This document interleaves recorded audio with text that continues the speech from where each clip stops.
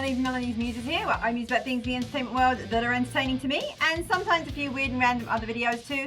But whatever I'm musing about, hopefully you guys stay along for the ride. Today I'm back with one of my weird and unusual videos because I want to talk about the insane ride that has been Cruel Summer on Freeform this year, and we just had the finale last Tuesday, and I want to talk about the top 5 twists I did not see coming.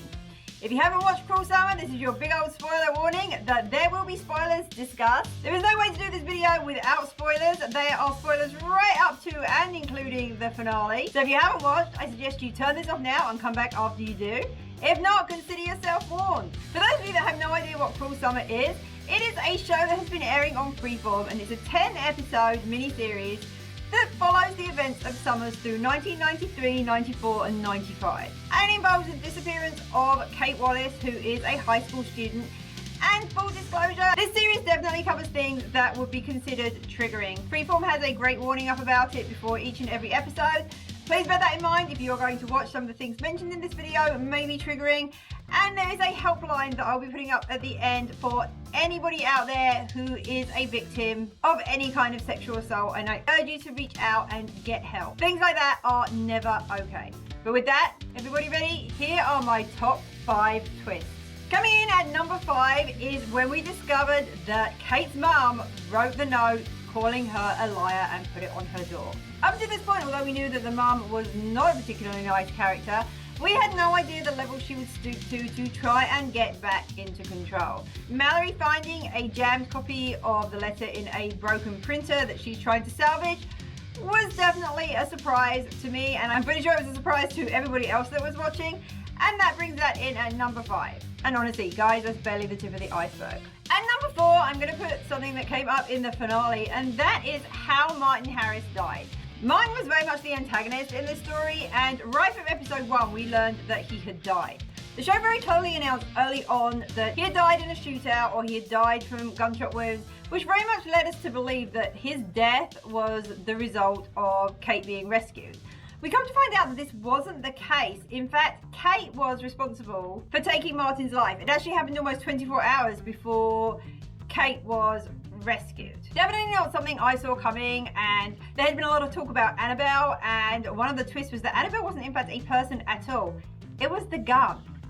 Absolutely crazy, but well done Freeform, didn't see that one coming either. Coming in at number 3, I can't actually believe that this isn't number 1 in the twist list, but it isn't, and that is the fact that Kate had not actually been abducted. We learned that Kate had actually gone to Martin's house under her own free will, but it's quite clear that it has been the manipulation of some very clever grooming on Martin's part. It's very hard to find the right words to describe this because Kate was 100% definitely a victim in this situation, but the twist in this was that she had ended up at Martin's house under her own steam and had lived in the house, not locked in the basement, for many months. I think Freeform did an excellent job here of portraying how sometimes victims get trapped into situations, and you'll see a lot of comments of people say, well, you know, she could leave at any time. Was she really trapped? And the answer is 100% yes. One of the biggest things in cases of abuse or assault or things where there are victims involved is sometimes the emotional or verbal manipulations have as devastating effect as actual physical confines. That is something that the media especially is very bad at dealing with, and you get a lot of victim blaming to the extent where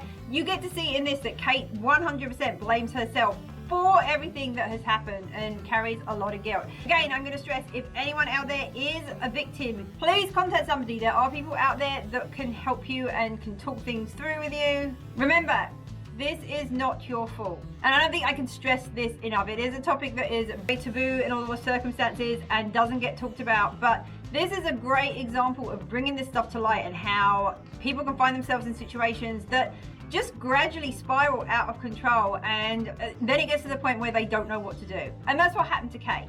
But yeah, the fact that she was living there, not in the basement for so long, definitely makes the number 3. Can you believe that's not even number 1? Okay, moving on. Coming in at number 2 is one of the biggest questions of the season. Did Jeanette see that Kate was at Martin's house? Or, as Jeanette maintained, did she not know that Kate was there? In the finale, we finally get to see the two girls talk to each other, and the realization hits that it was in fact Mallory that had seen Kate in the house. This was a shocking twist because we have seen Mallory very much be a support system for Kate throughout this. There wasn't really any indication that Mallory had so much to do with everything. So finding out that it was her that Kate had seen from the window riding away was definitely a huge twist and very, very clever because it brought to attention the fact that both girls were telling their truths. That is what is very rarely seen in these kind of things, and that is that both people 100% believed they were telling the truth. And there was a third party that was involved and miscommunication and things went off the rails. But yeah, amazing twist. I sat there, was like, oh my goodness, did not see that coming, which is amazing. Love that about this show. And that's not even number one. Are you ready for number one?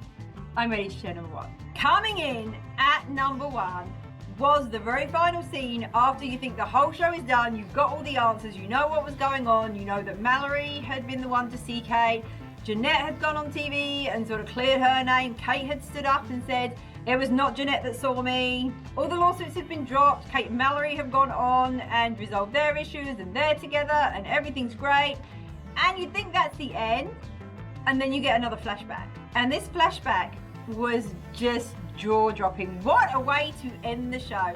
The number one twist had to be when we saw that Jeanette may not have seen Kate in the house, but we 100% got to see that not only did Jeanette know that Kate was in the house, Jeanette knew that Kate was trapped in the basement. And she did nothing.